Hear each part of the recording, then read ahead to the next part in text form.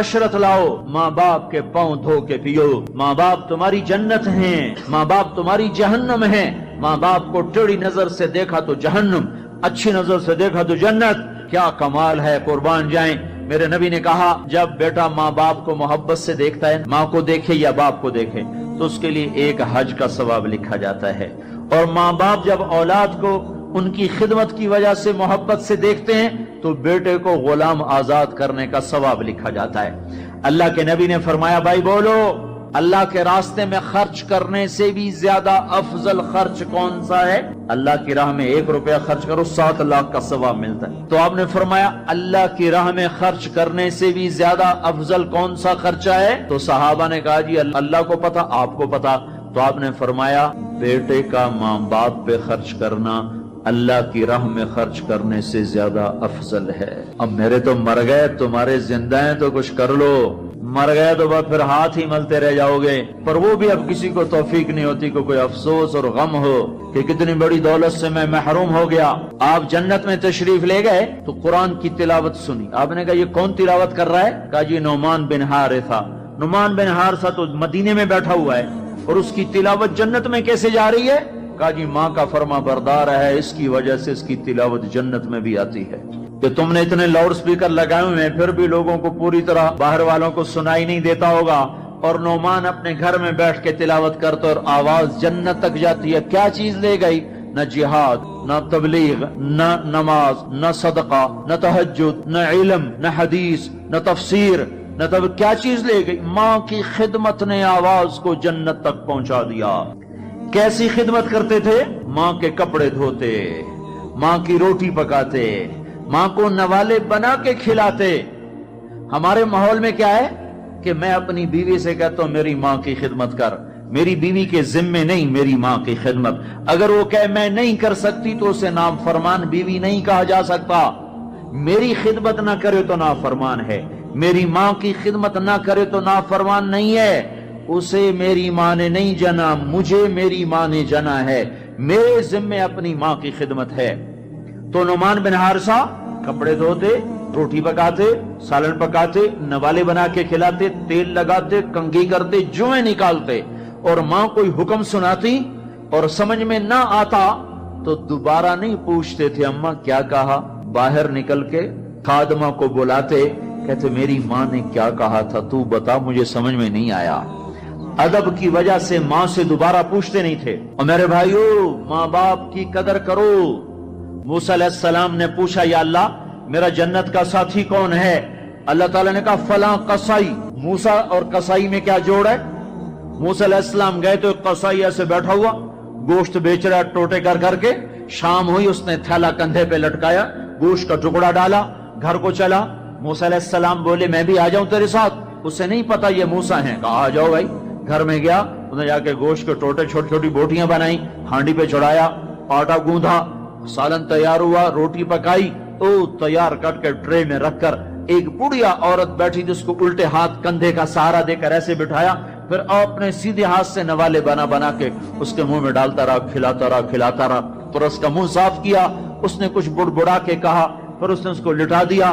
موسیٰ علیہ السلام نے پوچھا بھائی یہ کون ہے، کیا ماجرا؟ کہا میری اماں ہے، صبح جاتا ہوں اس کے سارے کام کر کے جاتا ہوں، شام کو آتا ہوں پہلے اس کے کام کرتا ہوں، پھر اپنے بچوں کو دیکھتا ہوں۔ موسیٰ علیہ السلام نے کہا یہ کچھ کہہ رہی تھی۔ وہ کہنے لگا کیا بتاؤں کیا کہہ رہی تھی؟ پاگل ماں ہے، جب بھی خدمت کرتا ہوں مجھے کہتی اللہ تجھے موسیٰ کا ساتھی بنائے جنت میں۔ میں کہاں اور موسیٰ کہاں؟ وہ جب بھی میں خدمت کرتا ہوں کہتی اللہ تجھے موسیٰ کا جنت میں ساتھی بنائے۔ آئے ہائے، موسیٰ علیہ السلام بولے تیرا کام بن گیا، تیری ماں نے تجھے موسیٰ سے ملا دیا۔ اے ماؤں کو راضی کرو، نبیوں کے ساتھ جنت میں پہنچو گے۔ ہائے، میرے نبی سے پوچھا گیا تھا قیامت کب آئے گی، تو آپ نے یہ نہیں کہا تھا جب زنا زیادہ ہوگا، جب قتل زیادہ ہوگا، جب پتھروں کی پوجا ہوگی تو قیامت آئے گی۔ میرے نبی نے فرمایا تھا جب اولادیں ماں باپ کو ذلیل و رسوا کریں گی اس وقت قیامت آئے گی۔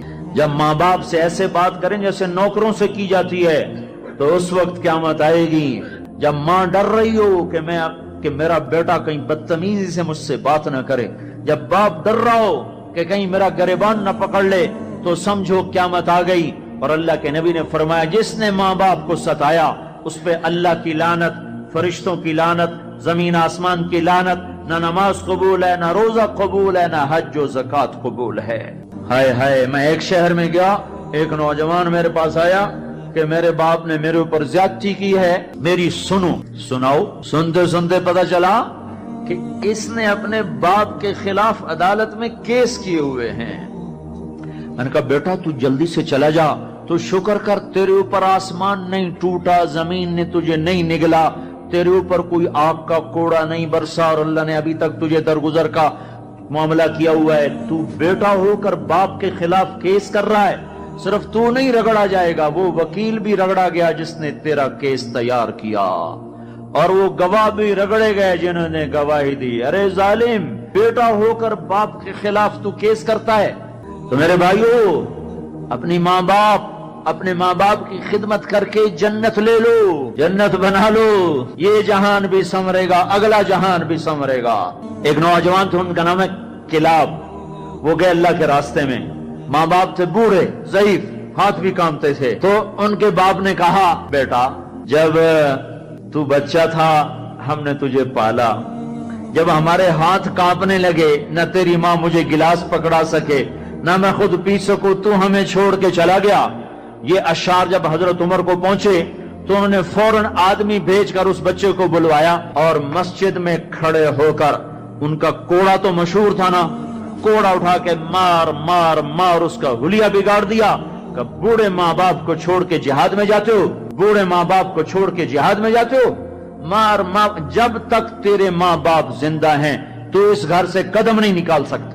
اور میرے بھائیو، آج کل ماں باپ بڑے رسوا ہو رہے ہیں. آج کل ماؤں کی بڑی ناقدری ہو رہی ہے، باپ کی بڑی ناقدری ہو رہی ہے. اکثر نوجوان بیٹھے ہوئے مجھے نظر آ رہے ہیں.